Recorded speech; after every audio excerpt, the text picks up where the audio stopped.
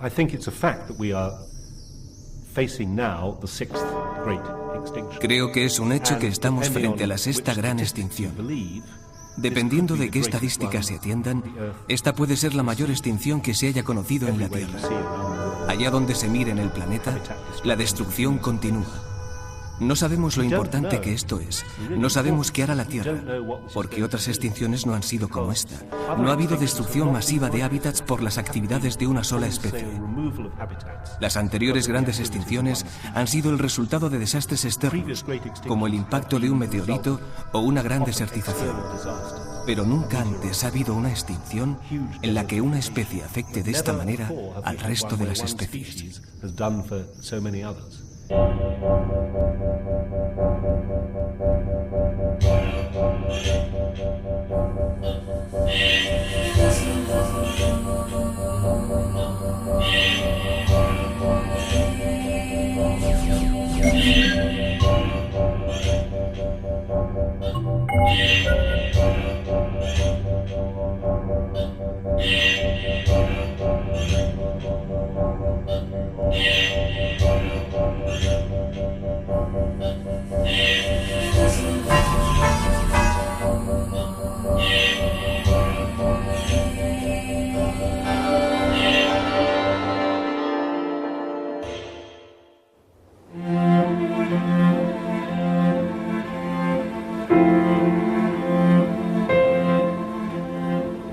Este enebro es la imagen misma de la supervivencia.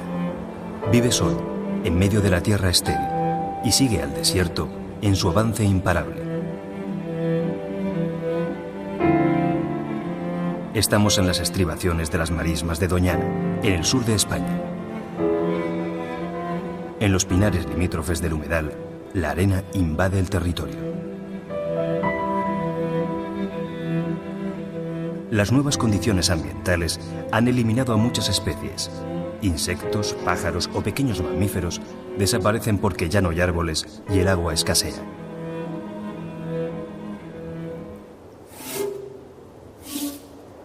La naturaleza, sin embargo, no claudica. Aunque se limite a poco más que a estas ramas de enebro avanzando con las dunas, la vida obstinada sigue.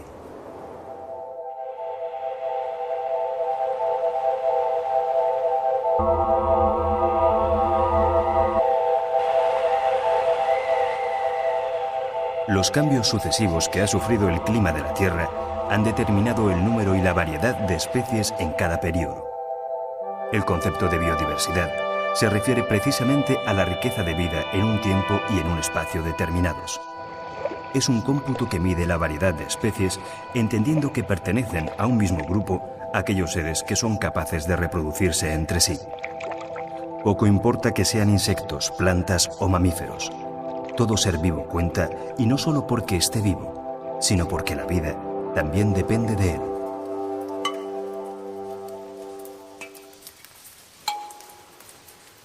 El número de especies que hay en la actualidad es una incógnita. Están clasificadas casi 2 millones, aunque nadie sabe qué porcentaje representa esta cifra respecto al total que habita en la Tierra.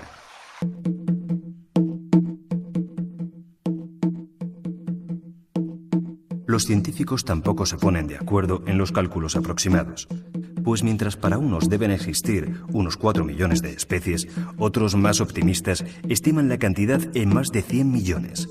Entre ambos extremos, la cifra más aceptada ronda los 14 millones de seres vivos diferentes.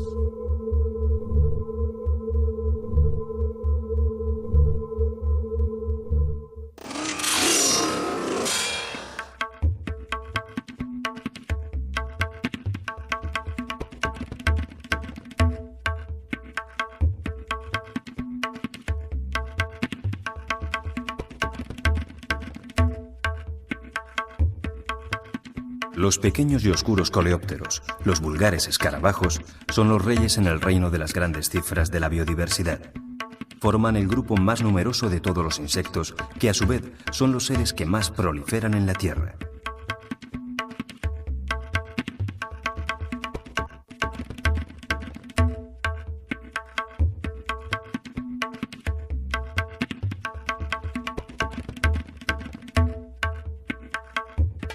Los egipcios de hace varios siglos eligieron al escarabajo como el símbolo de lo que no muere. Ahora la investigación científica confirma aquella intuición. El inventario actual de escarabajos alcanza la cifra de 350.000 especies.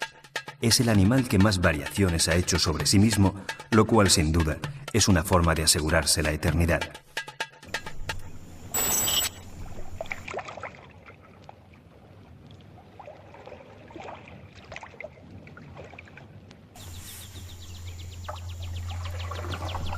El predominio y la diversidad de lo pequeño no son un capricho de la naturaleza.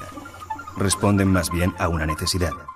Sin los insectos, la maquinaria de la vida, tal y como la conocemos, no funcionaría.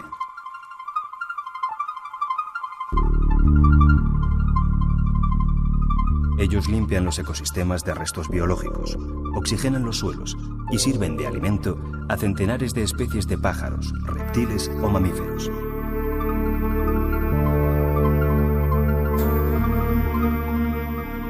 Pero sobre todo, son imprescindibles para las plantas, cuya reproducción depende casi en exclusiva de los millones de insectos que trasladan el polen de una flor a otra.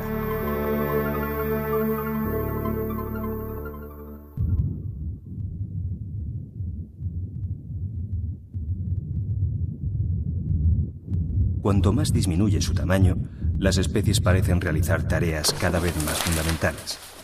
Es el caso de las bacterias. En sus dimensiones microscópicas, estos organismos efectúan el trabajo de limpieza más arduo, el de reciclar los desechos de las plantas y los animales muertos que son devueltos al ecosistema como un valioso material nutritivo.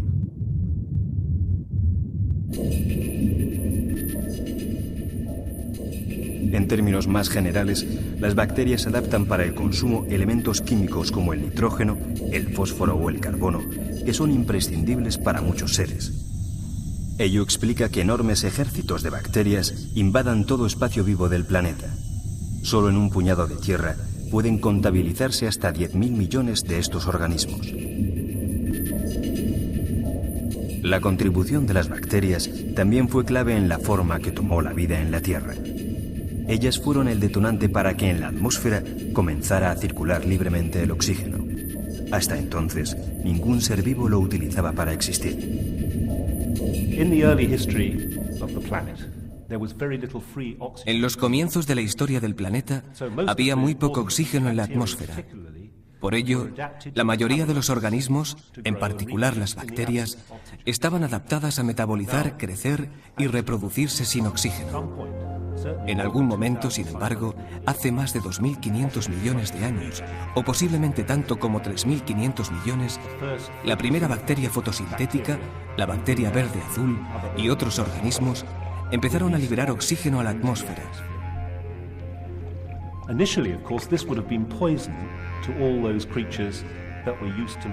Al principio, debió ser un veneno para todas las criaturas que vivían sin oxígeno. En este sentido, puede decirse que el oxígeno era un contaminante, pero según fue aumentando en su concentración, se convirtió en algo absolutamente imprescindible para la evolución animal, ya que los animales utilizan oxígeno para respirar. El contaminante, entonces, se transformó en una necesidad para la vida más avanzada.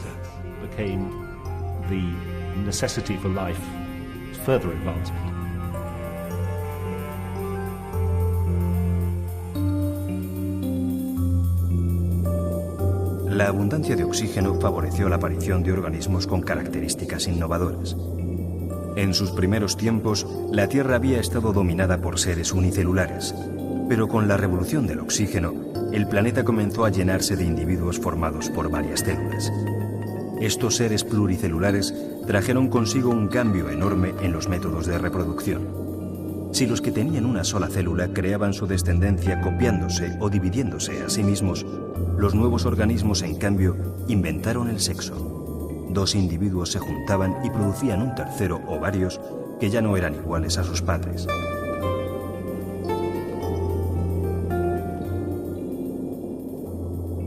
Este salto abrió las puertas para que la vida se fuera diversificando y para que la Tierra, desde entonces, se enriqueciera con la diferencia.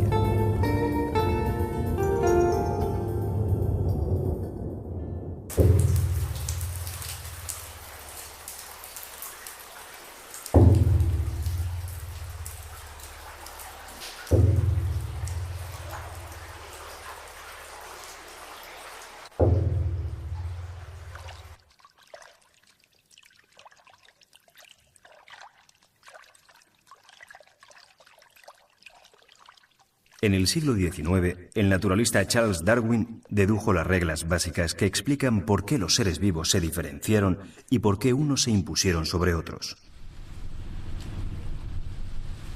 En esencia, la variedad entre las especies se debe a las mutaciones o pequeños cambios fisiológicos que se originan con la reproducción. Cuando ese pequeño cambio con el tiempo resulta beneficioso para el individuo, es muy probable que se acentúe y se convierta en un rasgo distintivo que marque un camino de evolución diferente. Así, las alas de las aves pudieron nacer como una pequeña protuberancia que al principio solo servía para dar saltos un poco más grandes o avanzar más rápido.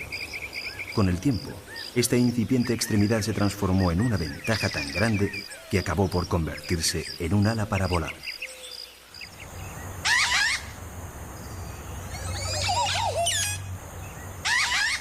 La supervivencia de unas especies y la desaparición de otras estuvo determinada por lo que Darwin llamó la selección natural. Con ello se refería a la capacidad de adaptarse al medio que tuvo que afrontar cada nuevo experimento de la naturaleza.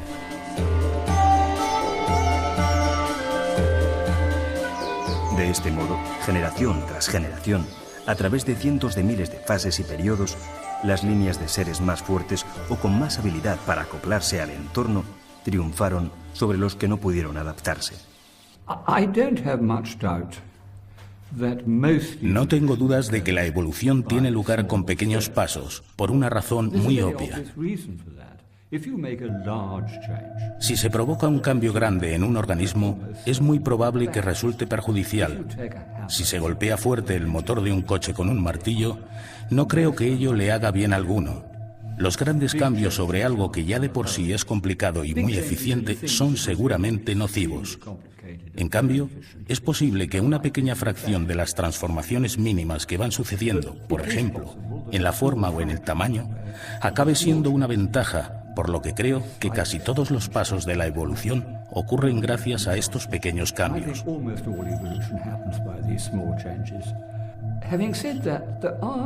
Y dicho esto, hay algunos cambios que es muy difícil imaginar que sucedan con la suma de muchos pequeños pasos.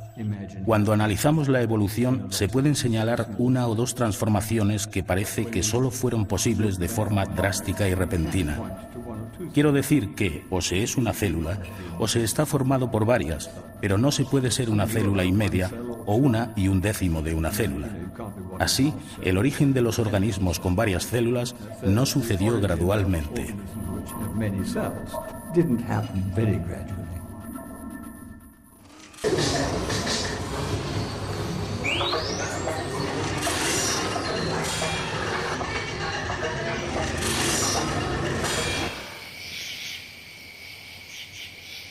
El lento camino recorrido en la evolución de las especies se puede ver como la crónica de muchos fracasos.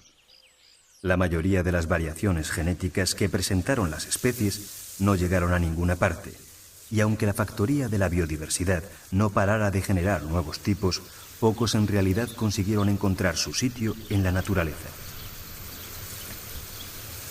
Sin embargo, el mayor enemigo de la supervivencia no estuvo en las dificultades propias de la evolución, sino en las grandes catástrofes que con cierta frecuencia han sacudido a la superficie terrestre.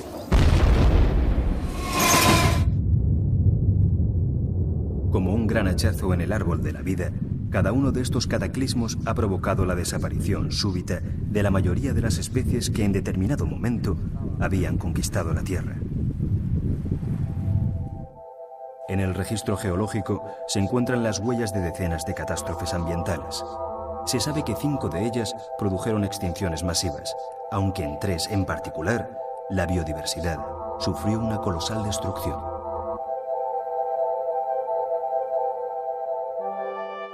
La primera gran extinción tuvo lugar hace 440 millones de años, durante el periodo Ordovícico. Hizo desaparecer a más de la mitad de las especies. Fue el fin de la primera fase de la diversificación de la vida, y los investigadores creen que se produjo como consecuencia de un enorme enfriamiento del clima terrestre.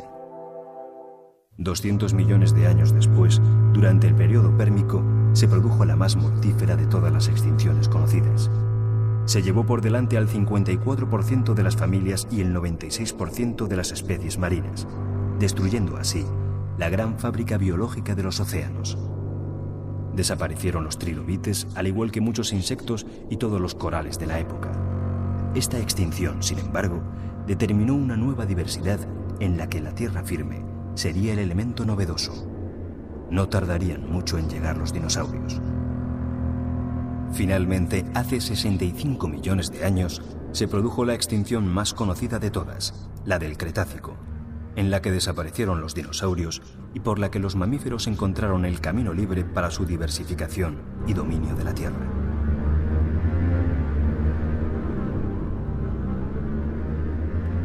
Geólogos y biólogos explican que la mayoría de estas extinciones se debieron a cambios climáticos que alteraron las condiciones medioambientales. El motivo fue, en ocasiones, el choque de meteoritos y asteroides provenientes del espacio. Sus impactos eran similares a los de cientos de bombas nucleares cayendo sobre la superficie terrestre.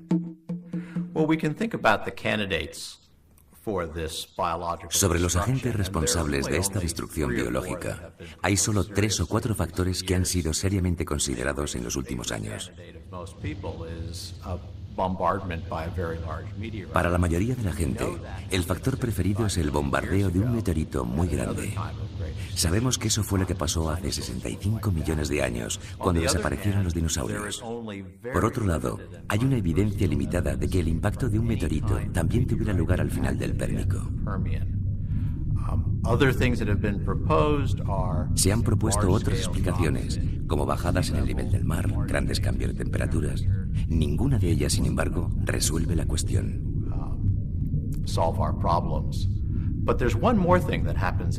Pero hay un hecho que sí ocurrió al final del Pérmico que da que pensar.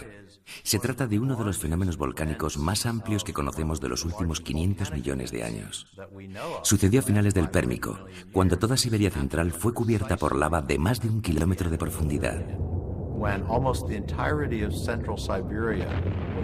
Esta gran actividad volcánica bien pudo ser el detonante de otros fenómenos que acontecieron en los océanos y en la atmósfera. Por tanto, es posible que esta extinción no solamente fuera provocada por algo externo al planeta, sino también por un hecho que tuvo lugar desde su interior.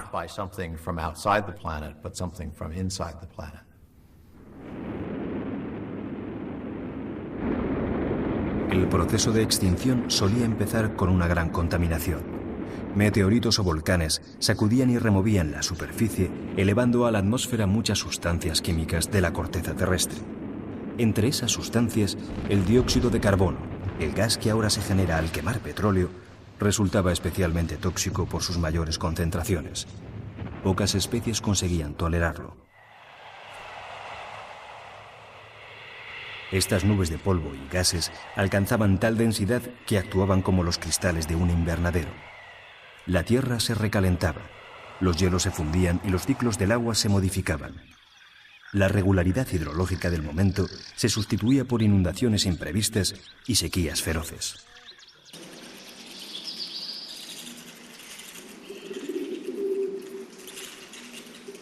Ante tanta agresión, la cubierta vegetal se resentía. Cada vez quedaban menos plantas que absorbieran el carbono y liberaran oxígeno, que realizaran la fotosíntesis de la que tantos seres vivos dependían para respirar. Así, poco a poco, la contaminación se expandía como una marea negra. Las especies no podían mantenerse ni defenderse. No tuvieron tiempo suficiente para intentar adaptarse.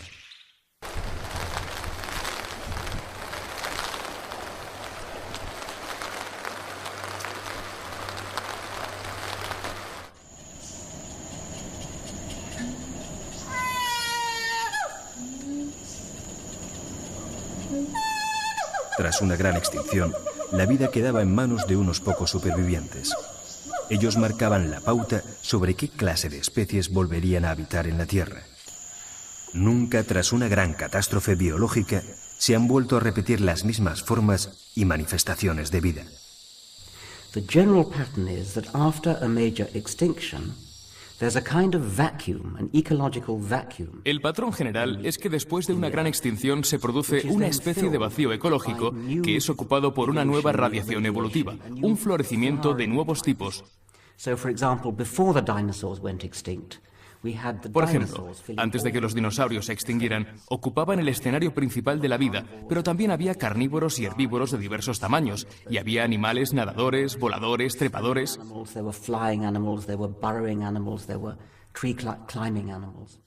Todos ellos se extinguieron, pero poco tiempo después, los mamíferos ocuparon el sitio y coparon los diversos nichos ecológicos, con carnívoros grandes, medianos y pequeños, con herbívoros, también en sus diversos tamaños, con los trepadores, los voladores, los nadadores, etc.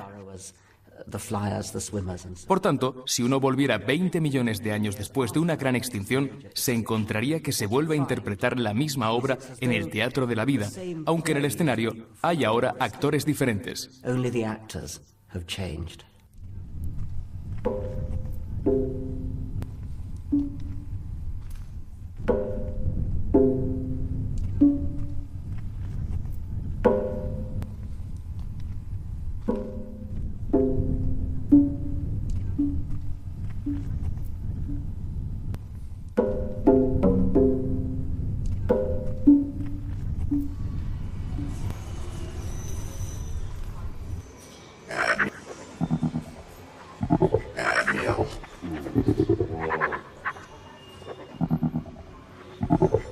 Desde hace 65 millones de años no se ha producido en la Tierra ninguna gran extinción.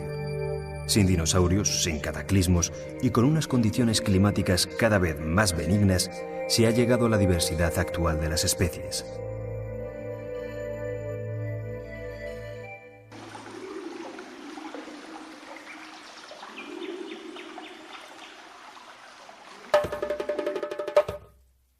La especie humana surgió en el último tramo de este largo trayecto. Su aparición se remonta a poco más de 100.000 años, una porción ínfima de tiempo en la vieja historia de la Tierra. La condición de recién llegado no ha impedido al ser humano convertirse en la especie hegemónica. Apenas quedan espacios por conquistar o paraísos de la naturaleza en los que no se aprecie la huella colonizadora del hombre.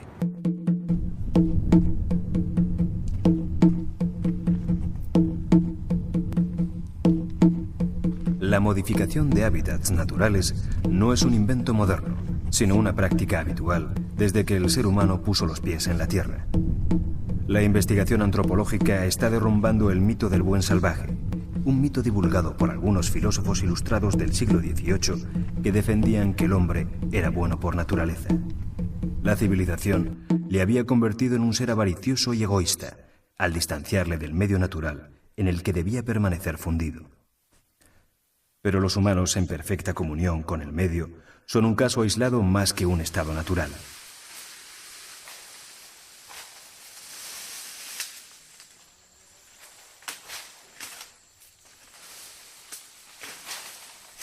La mayoría de las comunidades primitivas han alterado el equilibrio ecológico, aunque ignorasen el daño que estaban causando en la naturaleza.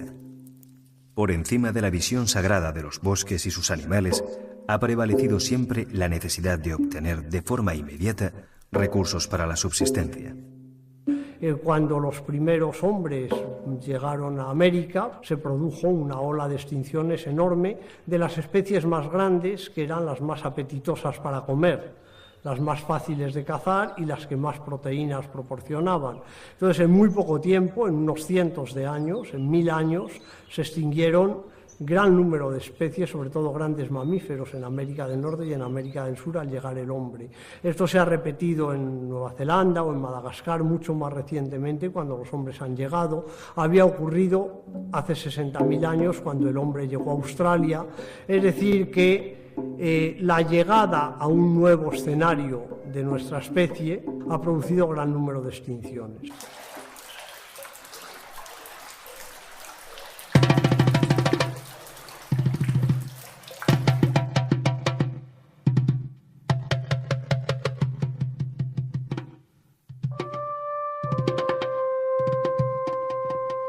La especie humana, al igual que cualquier otra, trata de ganar para sí el mayor espacio posible. Pero a diferencia de otros animales o plantas, el ser humano ha encontrado muchas menos restricciones a su expansión. Sus posibilidades de adaptación a diversos climas y su capacidad creativa le han permitido dominar a otros predadores, ganar muchas batallas a las enfermedades mortales y desarrollar una amplia tecnología para explotar los recursos naturales. La población ha podido crecer sin apenas limitaciones externas. En 1999, la humanidad alcanzaba los 6.000 millones. En 2025, se llegará casi a 8.000 millones de habitantes. Mientras la Tierra sigue teniendo el mismo tamaño, las necesidades de espacio, de energía, de alimentos para los humanos crecen al mismo ritmo trepidante en que lo hace su población. La biodiversidad se resiente de estas exigencias de la especie dominante, que ahora destruye los hábitats naturales a una escala acorde con su población y su capacidad tecnológica. Con fines urbanísticos, agrícolas o simplemente para explotar la riqueza de una región, toda clase de ecosistemas son desmantelados. Los hábitats forestales son el ejemplo más sobresaliente. Cada día, por todo el planeta, se talan en torno a 1,5 millones de árboles. Apenas se reponen la mitad de ellos, y siempre sustituyendo árboles centenarios por ejemplares muy jóvenes que todavía no son capaces de realizar las mismas funciones. El bosque es el ámbito terrestre más variado, más complejo, más capacitado para proporcionar elementos básicos, es lo que más nutre y a más distintos seres vivos nutre. El bosque es el hogar del mayor número de especies, esto es incuestionable. Más de la mitad de las especies del planeta viven en los bosques, seguramente hasta el 70% de toda la multiplicidad vital del planeta Tierra está asistida por la casa bosque, ¿no? Pero es que el bosque, sobre todo, y en estos momentos más que nunca, es la gran medicina. Uno de los grandes desastres de nuestro mundo es la pérdida de suelos. Los bosques crean suelos y los mantienen. Pero el bosque, además, en estos momentos sería la mejor terapia para el cambio climático porque actúa incluso como fijador. No solo del CO2, que esto lo sabemos todos, los bosques fijan contaminaciones acústicas, fijan las contaminaciones del agua, fijan las contaminaciones del suelo, incluso los metales pesados más agresivos, desde el mercurio al plomo al cadmio. Los árboles han inventado sistemas de aislamiento, control y reducción de esos contaminantes que son los más poderosos. Ahora mismo, probablemente nada más sensato que poner en este mundo a funcionar el mayor número posible de árboles, porque realmente están creando habitabilidad, están proporcionando materias primas y están sanando, como creo que es bueno insistir, las peores enfermedades ambientales.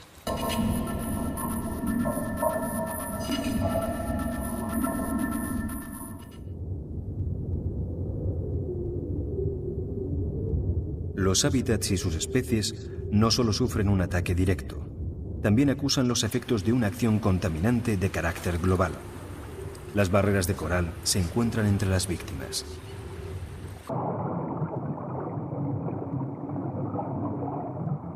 Los arrecifes son una de las creaciones más exquisitas de la naturaleza. A su gran belleza se suma su capacidad de organizar la vida en los fondos marinos, ya que de ellas depende la subsistencia de más de la 1/4 parte de las especies acuáticas. Para el ser humano, constituyen ingentes factorías de pescado, además de proporcionar componentes para medicamentos como el AZT, utilizado contra el SIDA. Los corales existen desde hace 500 millones de años.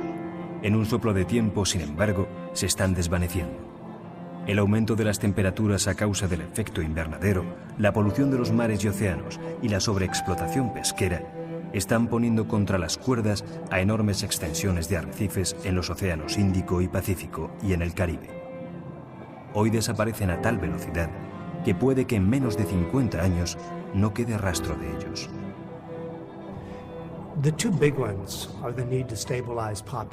Los dos grandes desafíos son la necesidad de estabilizar la población y de estabilizar el clima.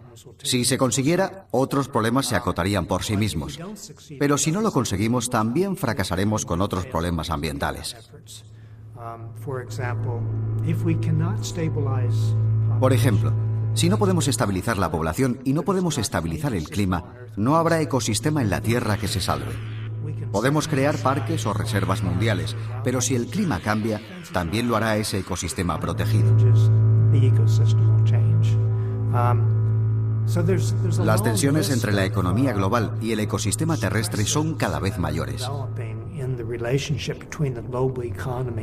Entre otras, la desertización, la deforestación, el exceso de pastoreo y de explotación agrícola, la erosión del suelo, los crecientes niveles de dióxido de carbono, el aumento de las temperaturas, las inundaciones, la desecación de los ríos, la pérdida de especies, la destrucción de los corales. Disappearing species, dying coral reefs.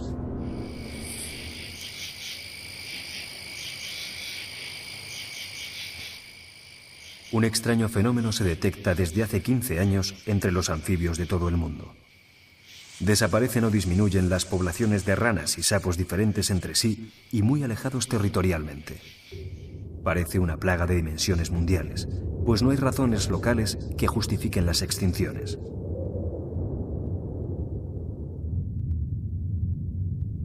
Los científicos comienzan ahora a entender el caso. La disminución de la capa de ozono, la alteración del clima por la emisión de gases contaminantes y la modificación orgánica del suelo por fertilizantes son las realidades que están detrás del ataque global que sufren los anfibios.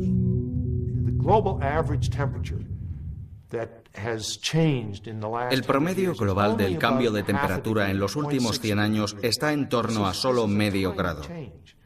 Si el cambio es tan pequeño, ¿por qué vivimos tan pendientes de ello? Se debe a la velocidad del cambio. Ha habido cambios geológicos mucho mayores, pero en su mayoría también han sido mucho más lentos, por lo que los organismos han podido adaptarse a dichos cambios. Pensemos, por ejemplo, en las plantas o los bosques de final de la última era de hielo, hace 10.000 años, momento en que se produjo un calentamiento global. That took place over a period of around 10,000 years. Darwin se dio cuenta de que la flora y la fauna de la Europa Sur había emigrado hacia el norte, a latitudes más elevadas, mientras la del norte se había desplazado de las montañas al nivel del mar.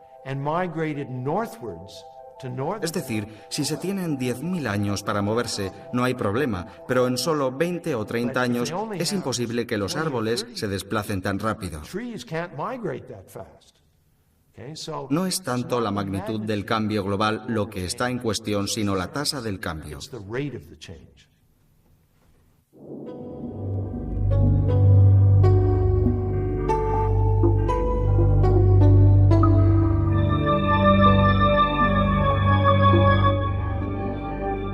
En 1992 llegó a las costas mediterráneas españolas la Caulerpa taxifolia, una alga de origen tropical que tiene la habilidad de desarrollarse en cualquier sitio. Pero su fama se debe al peligro que representa para muchas especies vegetales y animales que no son tropicales.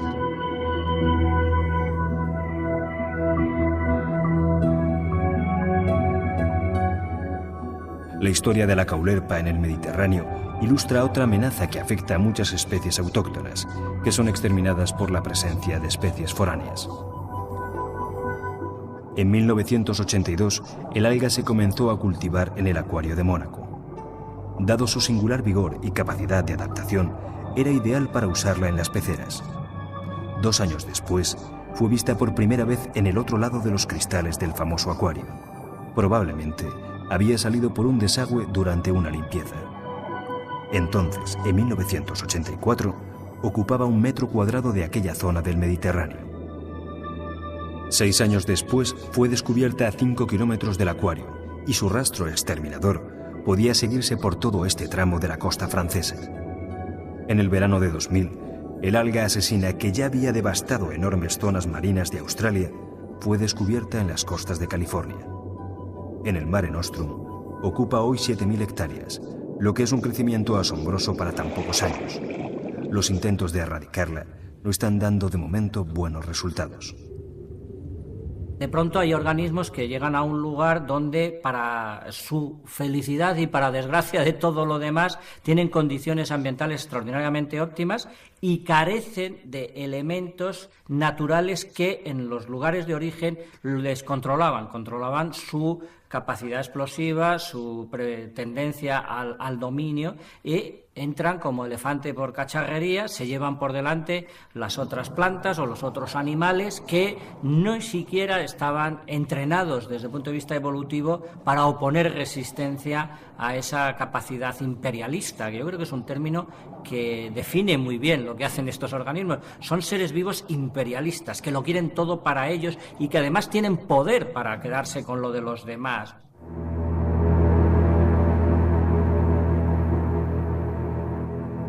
El alga asesina en el Mediterráneo, los conejos de Australia o los cangrejos norteamericanos en los ríos de España son casos notables. La mayoría de las veces, sin embargo, las extinciones debidas a una presencia extraña en el ecosistema ocurren desde el anonimato.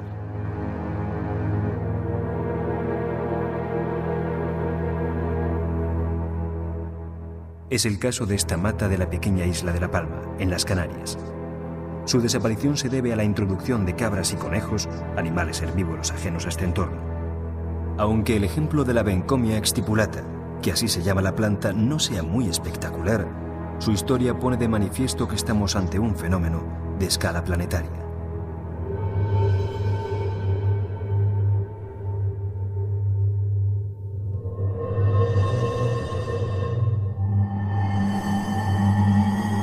Los científicos no saben con exactitud cuántas especies están desapareciendo por la destrucción de hábitats, los efectos de un cambio climático o la introducción de especies foráneas.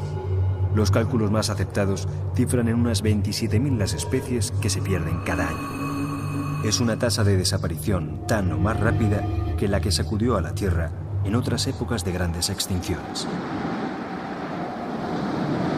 Estas 27.000 especies perdidas por año supondrían que en 1000 años se perderían 27 millones de especies, es decir, que en 1000 años, que es muy poco en la escala geológica, pues se perdería prácticamente toda la vida que hay sobre la Tierra.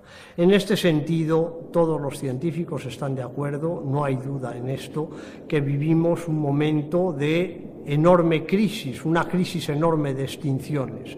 Es decir, que se están extinguiendo especies tan deprisa o más deprisa que en las épocas de la historia de la Tierra en que se han extinguido más rápido, como por ejemplo en el momento en que desaparecieron los dinosaurios. Esto decimos que fue repentino, y es que fue repentino a escala geológica, pero repentino puede querer decir unos cientos de miles de años, incluso en 1 millón de años desaparecieron los dinosaurios. Una constelación de satélites vigila el estado de salud de la Tierra. Gracias a ellos, cada vez se sabe con mayor precisión cómo crece el agujero en la capa de ozono o cuánta masa forestal se pierde cada año.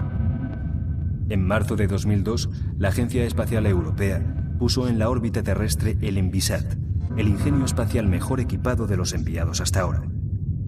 Colocado a 800 kilómetros de la superficie terrestre, es capaz de revisar el planeta al completo en 3 días. Está dotado de antenas de gran potencia y toda clase de sistemas de detección, lo que permite que el Envisat analice las consecuencias a corto y medio plazo de los incendios, de la contaminación industrial, del recalentamiento de la Tierra o de las erupciones volcánicas.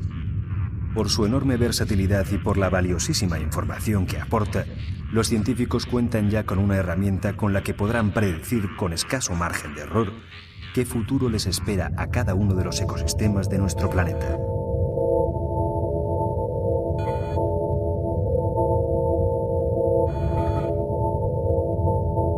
Cuanto más precisa es la radiografía de la Tierra, mejor se conocen los beneficios de un ecosistema a pleno rendimiento o los perjuicios de su destrucción.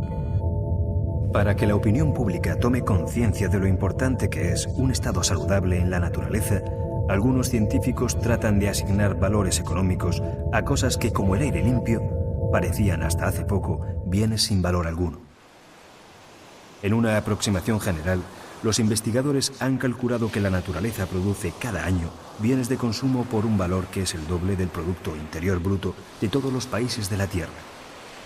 Junto a toda clase de recursos naturales para usos diversos, como la madera o el agua, también se incluyen en los cálculos bienes como el oxígeno que producen las plantas y árboles o la absorción de CO2 que efectúan los océanos y los bosques.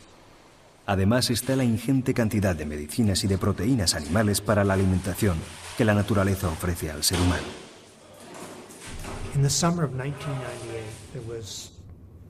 En el verano de 1998 hubo una gravísima inundación en el río Yangtze en China que duró varias semanas. Es un acto de la naturaleza, dijeron los chinos, pero la realidad era que aquel año no había sido un año récord de lluvias. Lo que sí había sido un récord era la tasa de deforestación en torno al río. En ese momento se había perdido el 85% de la cubierta forestal de sus cuencas, donde vivían 4 millones de personas. Cuando llegaron las lluvias no había bosque que retuviera el agua.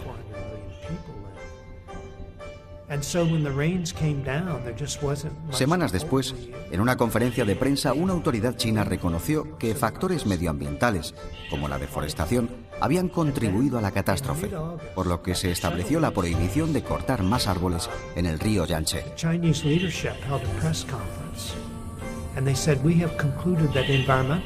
En concreto, dijo que la existencia de árboles era 3 veces más rentable que lo que se extraía de cortarlos. Because, they said, trees standing are worth 3 times as much as trees cut.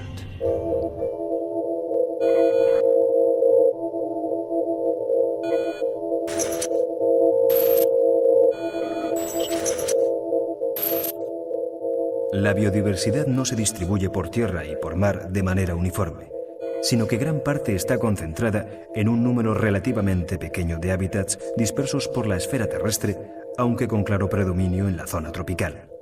Así, se calcula que más de 1/3 de las plantas y los vertebrados terrestres conocidos están confinados en áreas que abarcan menos del 2% de la superficie del globo.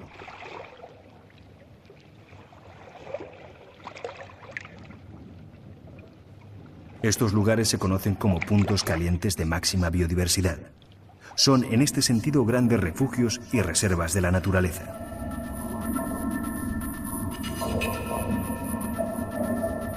Su actual estado crítico ha hecho que científicos y naturalistas los sitúen en la primera línea de batalla por la conservación medioambiental.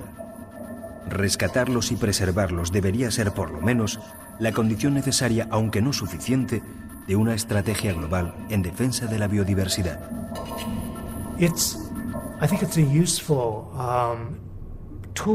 En mi opinión, son una herramienta útil para proteger la diversidad biológica. Me preocupa, sin embargo, que confiemos demasiado en ellos y que no nos ocupemos de las causas, como el crecimiento de la población y el cambio climático, por lo que al final pueden ser un fracaso.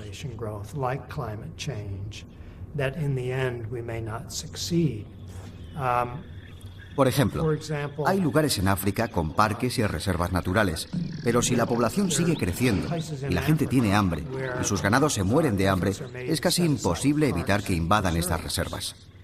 Y no se puede, lógicamente, disparar contra la gente porque intenten sobrevivir de alguna forma.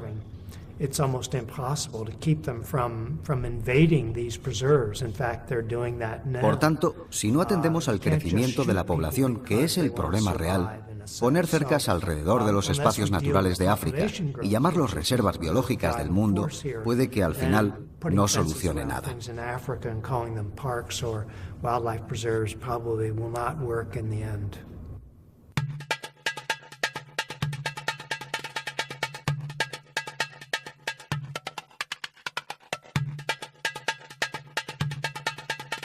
Costa Rica es uno de estos lugares de privilegio para la biodiversidad. En apenas 51.000 kilómetros cuadrados se concentran el 5% de todas las especies que se calculan que existen en la Tierra.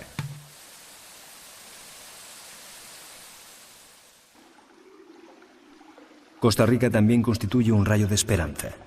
Antes de que fuera demasiado tarde, las autoridades costarricenses frenaron la destrucción del entorno natural para crear una amplia red de parques nacionales.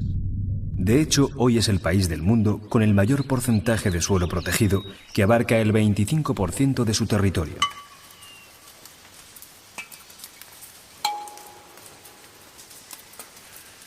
Pero lo significativo de Costa Rica es haber implicado a las poblaciones locales en la conservación y en la investigación. Gracias a los programas del Instituto Nacional de la Biodiversidad, los habitantes de las aldeas trabajan recolectando especies que luego son investigadas y catalogadas por científicos de todo el mundo, muchos de ellos pertenecientes a industrias farmacéuticas.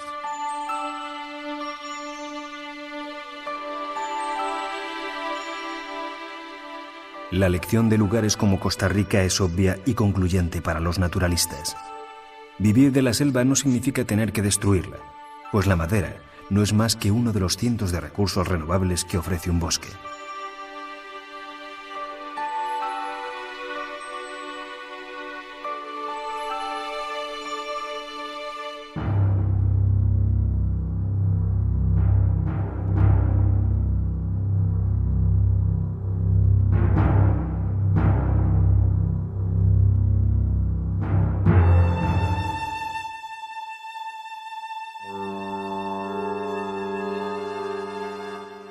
Las ballenas, el rinoceronte, el oso panda, el elefante asiático o el puma americano son especies tristemente famosas.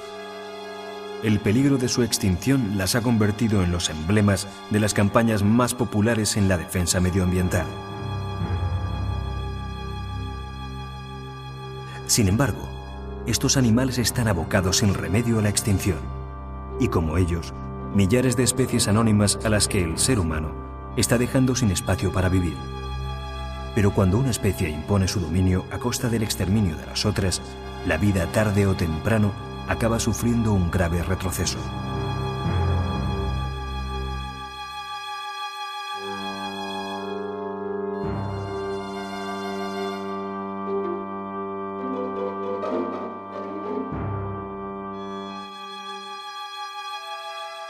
Somos la única especie que puede darse cuenta de lo que está haciendo. Somos también la única especie que cuenta con un arma como el conocimiento científico para combatir la ignorancia destructiva.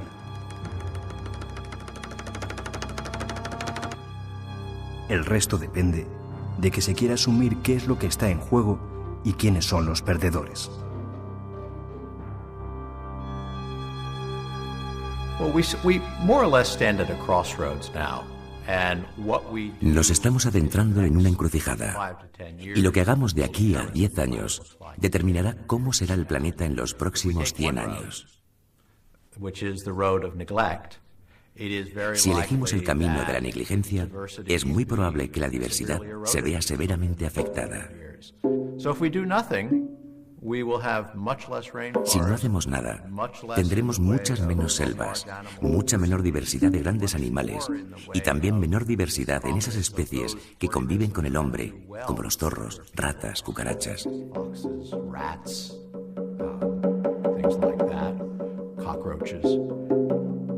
Por otro lado, si queremos, también contamos con una cierta capacidad de administrar la vida, que permita que nuestros nietos todavía puedan ver elefantes y rinocerontes en África, y que permita la pervivencia de cantidades significativas de las selvas en América del Sur.